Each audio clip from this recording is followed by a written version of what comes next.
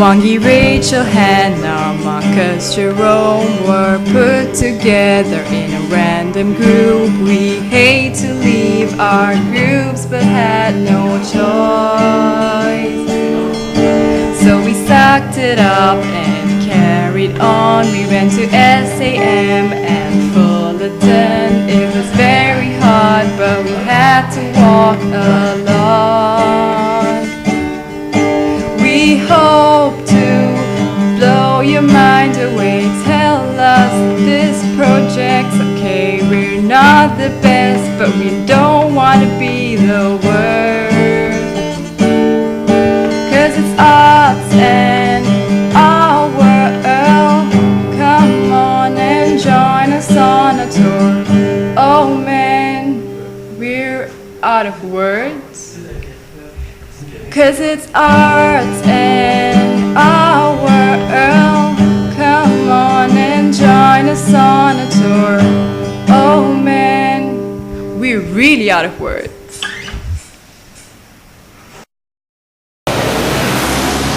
We are here at the S A my goodness. M Singapore Art Museum.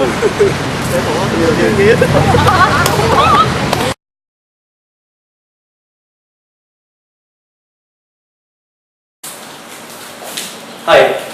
Because of being unable to film in sand, we decided to bring the presentation home. We have chose this painting. It's called Old Robertson Quay and it was done by Ong Kim Seng in 1966. The artist intended to give viewers today a glimpse into Singapore in 1960. The artist uses oil paints on Manzanite. The artist also uses lines, as you can see, from horizontal lines, vertical lines, curved lines, as well as fuzzy lines. We say it's fuzzy because they're not well defined. They also use the broken light on the roof of the house and the trees. For the form, they in the picture have the house, the river, the tree and the sky. Okay, now I'm talking about the color. The artist used many hues. For the primary hue, he used red color, blue and yellow. Secondary hue, they mix the primary hue together and the hues contribute to a brush palette. And I to talk about the repetition, and as you can see, the color are well bleed and go well together, and the artists are trying to create the harmony. So we have a sky, river, ground, and the field. In terms of balance, we find this painting to be asymmetric because there's an uneven distribution of color, mass. This house is so much bigger than the ones in the background, so there's a large difference in size. And secondly, in terms of color, we find that there will be a contrast as well because the artist has primarily used red in the foreground but green in the background. Personally, I believe the focal area to me, focal area is where this house is. Because it's in the foreground and there's a contrast in color here. For me, when I first see the picture, I like the river because the river makes me feel smoothly feeling, and I think if the painting go on, the river also can go on. Everything is stand by on the river still move. Okay, you're both right. Okay, there are multiple focal points in this painting. Can be the house, can be the river, can be the houses, can even be the trees over here. So the painting is very busy.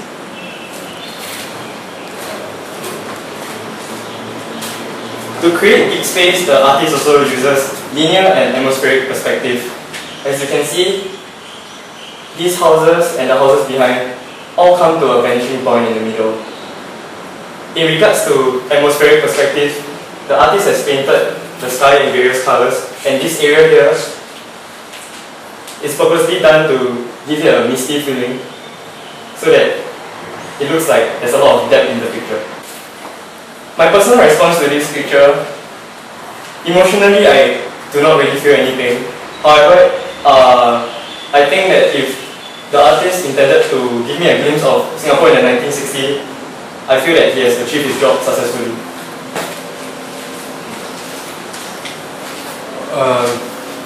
About my feeling, I saw this picture and the first thing that's come to my mind is the source of China village, and it's very silent village, and I feel very peaceful.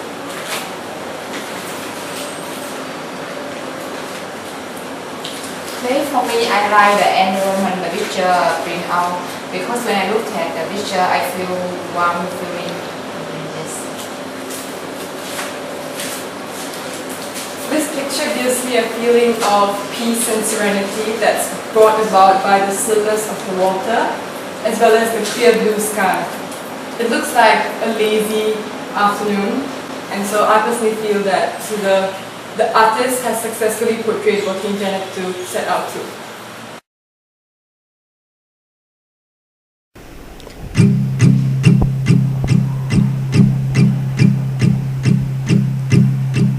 Here's a painting, metaphor, drawn by Kim Sing in 1966 under the open sky. Oh my, Robertson Quay. Many lines and hues, broad palette and balance, many different focal points.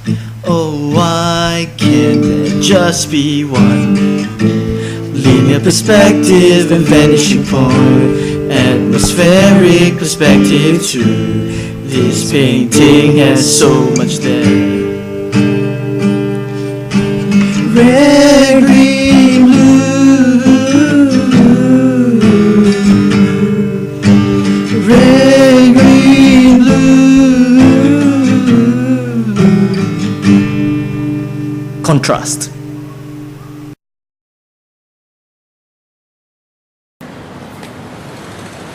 Hi, we are here at the Fullerton Hotel, the most noticeable part of Singapore's skyline, a must-see on any guided tour.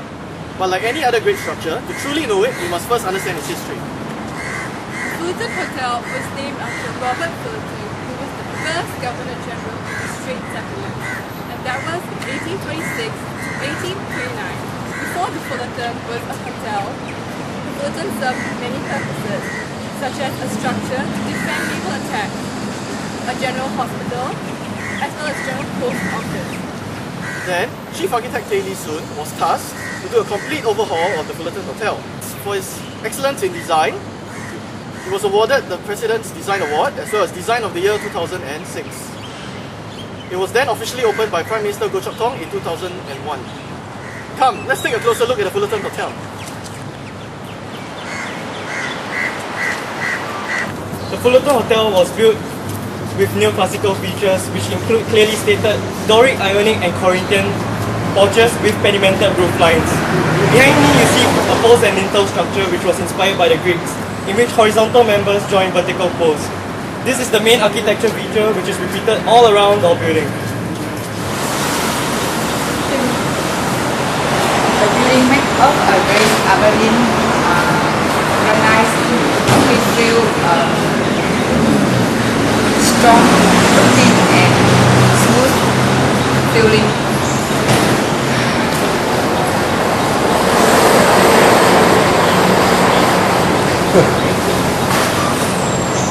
Hello everyone, today I will talk about the triangular pediment, as you can see that. And this design is very classic in the architecture, and the designer used the right way to put the triangular pediment into the entire building, and when the people see that, they very feel comfortable. And below the triangular pediment, and you can see the windows, its color is very new, like greens. Behind me is the column. I think it's a mix between Doric and Tuscan style. On the top of the column, I see Tuscan style with Atticus, making a triangle. And for the Doric style, I see floating Doric colonnades on their heavy base.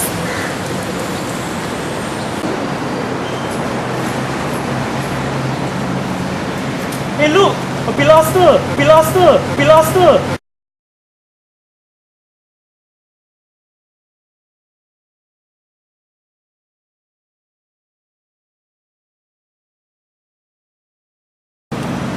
Above all else, the hotel is juxtaposed against modern majestic skyscrapers. This brings out the lively contrast and diversity of the landscape. A fine balance between Singapore's history, culture, modernity and growth. The hotel manages to showcase Singapore's future against the world. Grand, sophisticated, cultured, yet current, relevant and evolving always.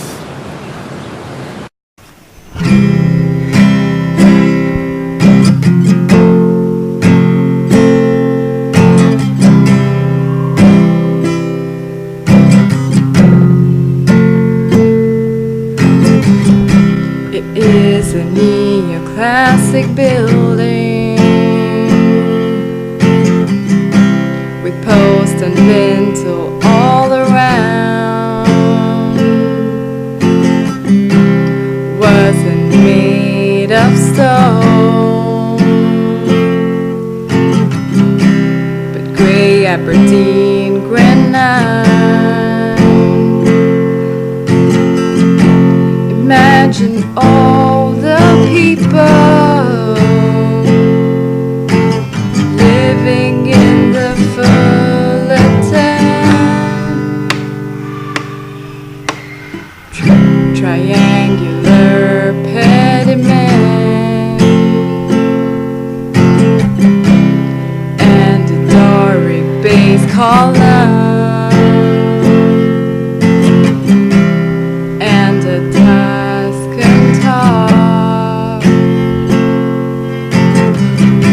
It made us so confused. Imagine all the people living in the Fullerton. Oh. We almost forgot plaster.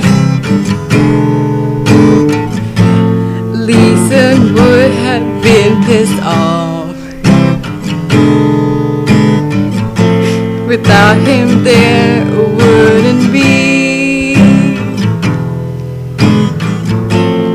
a Fullerton today.